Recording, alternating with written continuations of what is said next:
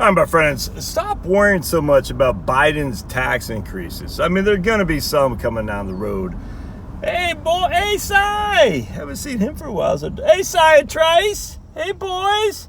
Haven't seen you guys in a long time. That's our neighbor's dog, Cy and Trace. They went to Iowa State University. And I guess, I'm not even sure what those names are. Something to do with Iowa State University, the Cyclones. What a weird name. Anyway.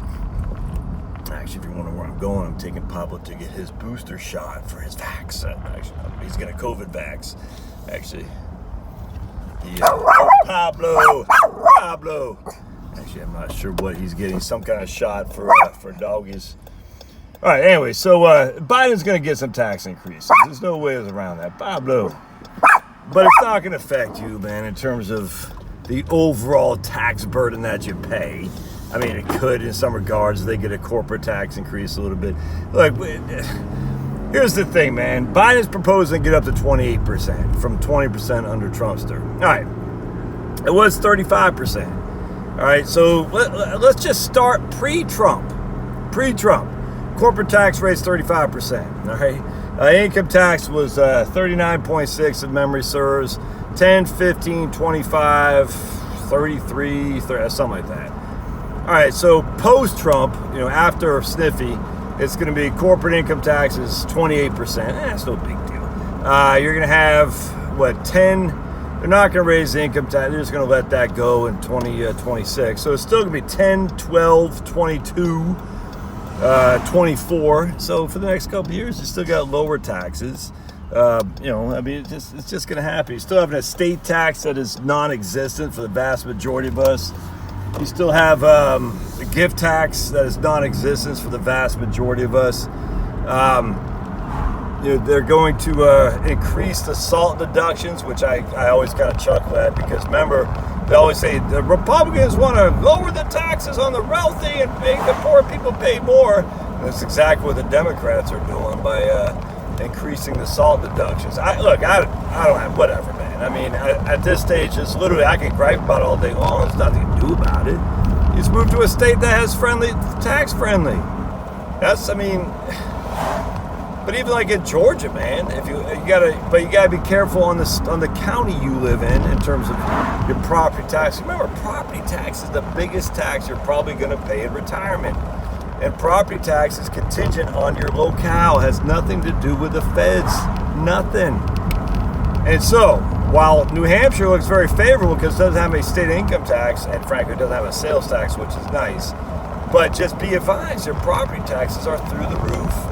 So what's more favorable, Maine or New Hampshire? Well, actually, Maine is when you factor in all three, property sales and income tax, because if you're not spending that much, you don't have that much sales tax. And I'm not sure if Maine taxes food like groceries and clothes. I don't know. I'm just using this for example. Tennessee versus Georgia. Tennessee has no income tax. Now Tennessee is actually favorable because their property taxes are low too. But once you get outside of Fulton County, Georgia, once you get outside of Fairfax County and Arlington County, Virginia, property taxes are freaking low in Virginia. Property taxes are freaking low in Georgia. Property taxes are freaking low in a lot of places in Maine. Property taxes, there's one county in northeast New Hampshire, the property taxes are low there too. So if you live in that county in, I think it's Conway, North Conway, New Hampshire, which is on the border of Maine, which is flipping beautiful, by the way. If you live there, you got no state income tax, no sales tax, and you got relatively low property taxes. But if you live in Rockingham County, you're going to get killed. Same thing, if you live in Rockingham County, Virginia, you're not going to get killed. You got low sales tax, low income tax, low property tax. Yes, you do pay an income tax. Yes, that's a fact. Yes, you do pay a sales tax. It's not significant. So you can say, well, I'm going to move over to Tennessee with no sales tax, no income tax, high sales tax, and a low property tax. That's the thing. It's localities that get you, man. Localities that get you because it's all inclusive. Income, property, sales tax. That is the biggest taxes you're going to pay in retirement. Now, when I'm working and I'm making money, I grant you, by far and away the feds get me. But they're not going to get me more because Sniffy Joe. They're just not. They're going to get me just the same they're getting me under Trump, which is less than they did Obama. So I think you got to look at the big picture. You say to yourself, all right, at the end of the day, 5 years ago, would I be happy where we are even after Sniffy Joe gets his tax increase? And I think the answer is yes.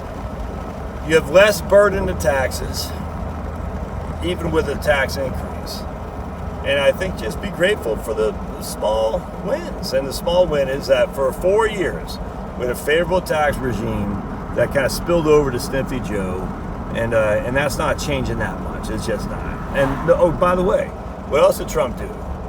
He made the alternative minimum tax inflation adjusted, and he got a lot of upper middle class people, i.e. your old buddy Josh, off the rolls for that. And I haven't seen anything with Sniffy Joe arguing in favor of that, the AMT increasing. So we got that. It's just, man, I wish people, they get so stuck in the short-term stuff. Like, oh my goodness, they're going to tax it. I'm just like, man, there's not one Democrat who's arguing in favor of raising taxes on middle-class Americans.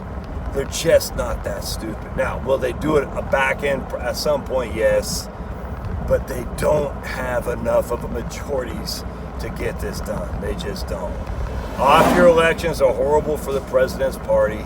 I think the Democrats will pick up a couple seats in the Senate. Well, I'll do another video on that. All right, we'll see you.